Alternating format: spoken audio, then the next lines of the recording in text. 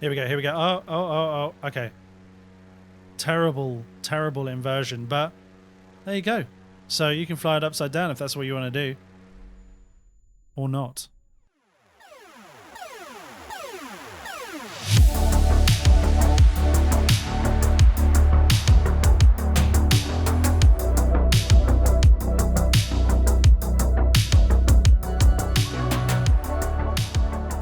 Hey everyone, welcome back to the channel, Untitled Projects. Pretty cold in England at the moment. Not much visibility, and another piece of freeware for you. This is the super, super weird, whatever you want to call it, bizarre aircraft I think I've ever seen. It's mad, look at it. It's just, what? So, it's called the Edgley EA-7 Optica, and it's a piece of freeware. And the reason why I wanted to have a look at this is because it comes as VR and as regular version. So I haven't got a VR headset, but I do have one coming on Friday, so Oculus Rift S. So looking forward to that, and I will definitely use it with some other aircraft. Possibly not this for now, because this is pretty buggy, but it is really, really interesting. And it's by a guy called Yoke TV. He does have a name. I will put a... he's got a real name. I'll put a link in the description of his... he's got a YouTube channel, so check it out. I think he's probably got more subscribers than me. Probably. Who knows? Successful. And it's been ported straight across from FSX. There was originally the original model, if you've flown this in FSX, which I haven't. Well, I'm sure there's people that have. I'm sure there's a lot of people that have, because it is such a unique looking aircraft. Originally designed by a guy called Craig Richardson. And this being freeware, it's, like I said, pretty buggy. And there's some weird stuff going down, that's for sure. Like, disappears through the ground. You just crash land it randomly. It kind of pops onto another dimension. Sometimes the flaps don't work, sometimes they do. Sometimes you can throttle it up, throttle it down, and the sound just doesn't follow suit, so you don't even know when your engine's going down. Yeah, it's pretty buggy, and nothing in the cockpit works. So you can't do a cold and dark yet, but this is why devs do this. So they take it from FSX usually. They put it across, obviously that comes with all these different issues and whatever you want to call it, and they've got to do it step by step. So this is kind of a soft launch, just like the Grunham Goose, which was the video before this, where a certain amount of aspects work. And it's just kind of fun, you know, it's free, it's just a bit different. It's not amazingly detailed. It's the flight dynamics aren't really there. You can fly it upside down, you know, it's really, really maneuverable. I mean, you can flip it around in a 360 in seconds, this thing. Pretty awesome. You can overspeed it as well. So they've got nice little changelog you can go and have a look at, and they're going to tell you what they're going to do next, which is they're going to make the cockpit fully working, and they're going to do a load of other stuff. So as always, we are in the place that this aircraft originated, which is Wiltshire. A little airfield called Old Surham Airfield, not Surham. Surham. I thought it was a little bit more myself initially. But yeah, beautiful little grass strip. I've lost it now. It's just down... I think I can see there's some lights. Yeah, that's it. That's the one. So this is where this story starts. And like I always do, sit back. It's history time. So let's start at the beginning. What is this aircraft even supposed to be around for? What's it trying to replace? People always think, oh, there's a gap in the market, I'm going to fill it with this. It is the weirdest plane I've ever seen, and there's a reason for that. It's supposed to be a cheaper alternative to a helicopter. And I'm sure you've seen lots of bubble canopy type helicopters, one of which is the Bell 47, and there's quite a few others hanging about.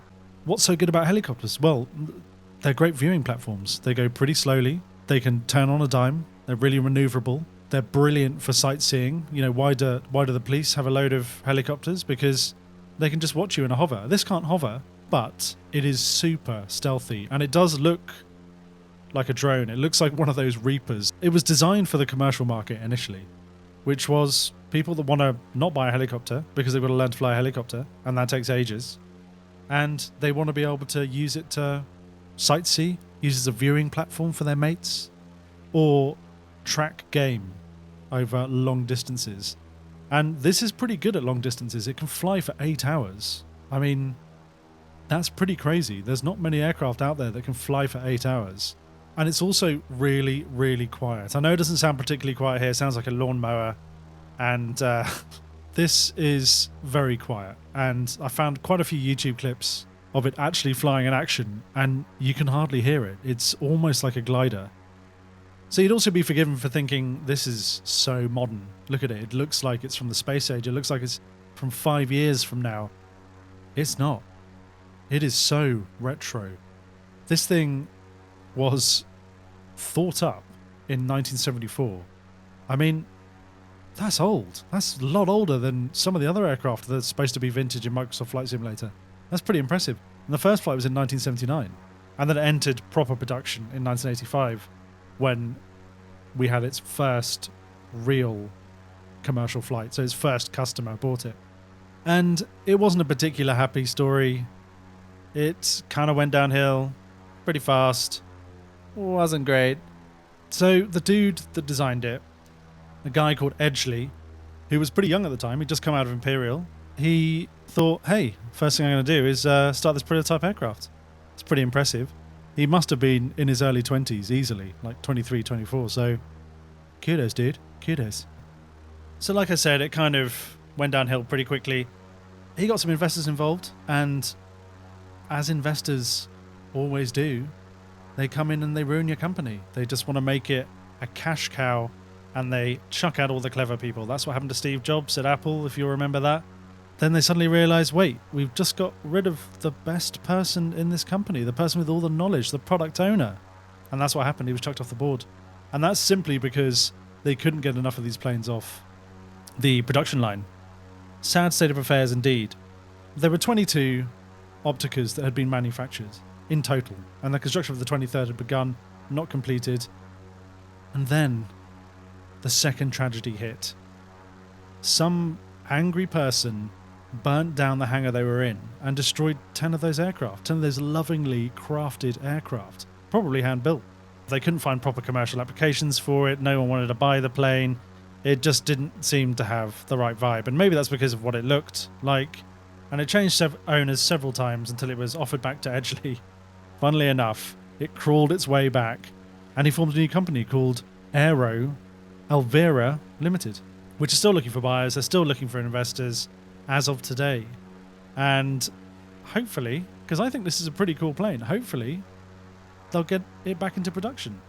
And you're probably wondering why there is a police version of this. And this was actually Hampshire Police, or Constabulary, who were using a prototype, see what it was all about, because it's a great viewing platform. You can see from the front there that it's got, if I move that from side to side, it's got an optic at the front, some kind of camera, very reminiscent of the ones that you see on the police helicopters nowadays. So pretty clever stuff. It's a 3-seater, obviously, so you can fit 3 people in at a squeeze, I would say. It's got amazing viewing angles, 270 degrees. So if you're looking for someone, you've got an infrared camera or a FLIR camera, you're good to go.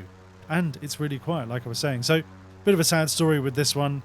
They had this aircraft and they were testing it out, and through pilot error, according to the reports, it stalled a wing and span into the ground. So it must have been pretty low. They didn't have time to recover. There were some accusations that it might have possibly have been a photographer that was in there who fiddled around with the controls or grabbed the controls by accident, because it does have a dual joystick like a helicopter. That was the end of that. So after this aircraft crashed, a very early prototype version of it, interest really fell through the floor. But let's get back on down to the ground. I'll land it, and then I'll just take you through some of these cockpit features. Again, it's not study level. You're not probably going to like it. So the textures are way off. It's something they're working on at the moment. It's just a bit of fun for now. There we go, the classic buggy rollback that you get with ported aircraft. Weird. Back at old Surham Airfield, which in itself is pretty interesting because it's been around for a real long time. And World War One, World War Two, one of those awesome military airports that you get to wander across and buy a ham sandwich and have some sugary builder's tea while watching some vintage planes fly around. perfect weekend. You can see actually the buildings are pretty good. This is not supposed to be an airport review, but I quite like this airport. Interesting.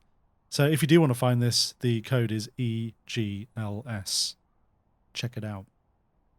So first of all, using the police version because I think it kind of looks cool. There are loads of other liveries. I think there's about 9, maybe more than 9. All sorts of different ones. Regular ones, VR one, tells you it's VR. It's got big VR written all over it. Australian version, which I think is a customs. It is a customs, indeed.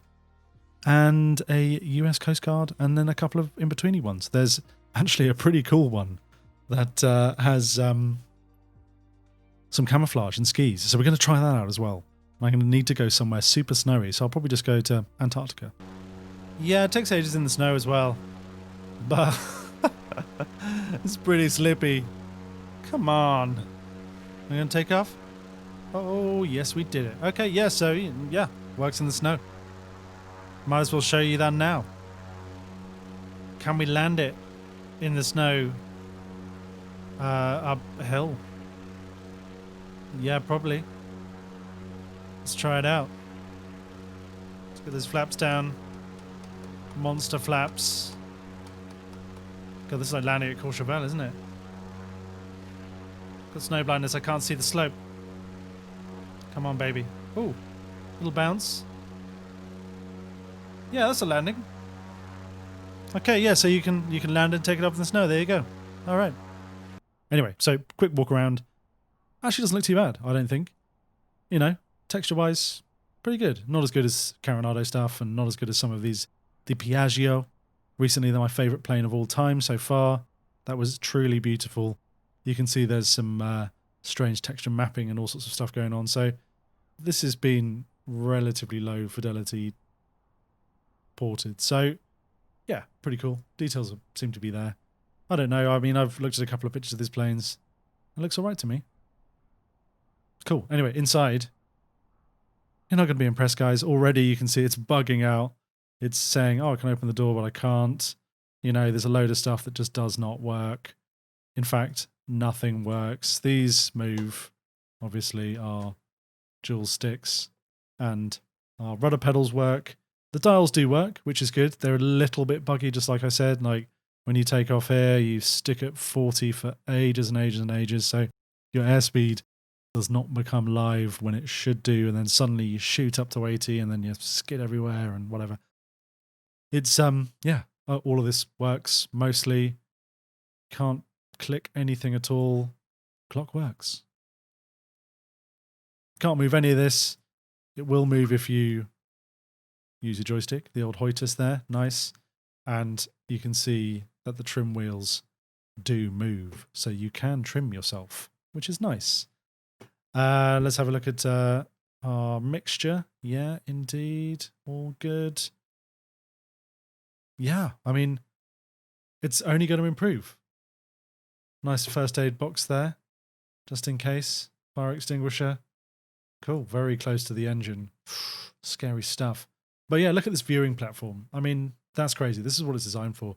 You can just see everything. And if you've got vertigo, you are so screwed. So, yeah, pretty good. I mean, I always like a little bit of chipping and some distress just to show the aircraft's been used. Some kind of patches where your feet have rubbed away the carpet. That's it. So you can't start anything, obviously, but you're going to have to use key commands. And I'm just going to go for the engines. Come on, engines. There it is, look. So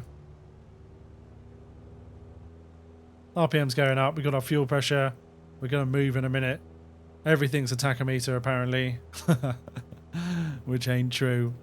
And no acrobatic maneuvers. We'll see about that. Now, you can fly it upside down, and I have done a loop-the-loop. Just. I'll show you now. So, taxis pretty well. Not too bad. You can flip this on a coin, even though it's not a tail dragger. You can just flip the entire aircraft over, but you've got to really go for it. I'm going far too fast, so let's get those brakes on. And then, check this out. What? I mean, you can skid it way more than that. yeah, so we've got some good maneuverability there. So not bad, I think. But takeoff, that's a whole different story. So let's go inside for that. So I'm fully up now. It takes ages to get going. Now, I don't know if that's because there's something weird friction going on with this grass, but it did exactly the same on asphalt as well. And look at the airspeed. It just is barely alive. And it takes an absolute age to get going. I don't know if this is true to life. I've never flown one of these or seen one, apart from on YouTube. Check it out. So the speed just goes mental. Then you just start skidding about all over the place. You've got to get off the ground real quick before you've... Yeah, here we go. Oh, I managed to hold it. What? Oh. And it just wants to stall immediately, even if you're way above the stall speed. So a little bit of dynamics there to remodel, I think. And other than that, it's not too bad. When you get it in the air, it's actually fine to fly. So let's take it through its paces, do a little loop-the-loop. You can turn it on a dime. It's mental. But a little bit more on flying it on the left-hand side. So I guess if you're a helicopter pilot, you'll be used to this, but this is super weird. When you come into land, you're off the center line, and I know that is also the case for airline pilots that are in really big aircraft that are far apart, and they have to use different tools and different ways of doing stuff to actually land on the center line. So I've got no excuse. I'm just a terrible pilot. Okay, let's invert this baby. Let's go Top Gun on this. Oh, here we go. And, wow. Here we go. Oh. Okay. Terrible inversion, but there you go. So you can fly it upside down if that's what you want to do. Or not. Okay, over Salisbury, about 2,500 feet. I think we're probably ready to do a little loop-the-loop. Salisbury, obviously the site of the famous Novichok poisonings. A little bit of local knowledge there. So let's give this a go. I'm just going to check the speed just to make sure we're all good. Okay, speed looks good. Very nice. Put her into a little nosedive, and then we're going to go up. All right, here we go. By the way, the gear is fixed. Okay. And pull her back. Oh, very nice. Pretty cool, huh? So yeah, no aerobatics, whatever. Pretty good. I think probably not in the real thing, but I can do it, so I'm happy. So what else is there to talk about on this aircraft? Not much really, apart from it has some monster flaps. It's buggy as hell, but that's going to be fixed. Where's the airport? Over there. And if you want to land it, you can slow it down real quick by doing all the things you would normally do in a plane. Taking back that throttle, reducing that mixture, and check out those huge flaps. Almost feels like they're 90 degrees. Dude, not far off. Look at that. Are you just going to drop out the sky? So I don't need to land it today. I normally land it, but I think you've probably seen enough. But head on down to flightsim.to and download it for a bit of fun. Like I said, it's just going to keep getting updated. And it's freeware, so you ain't going to lose nothing. Anyway, thanks for dropping by as always. There's loads more of this stuff coming out. I'm always reviewing aircraft and mods and add-ons and all sorts of different things and telling you what I think. Yeah. See you next time.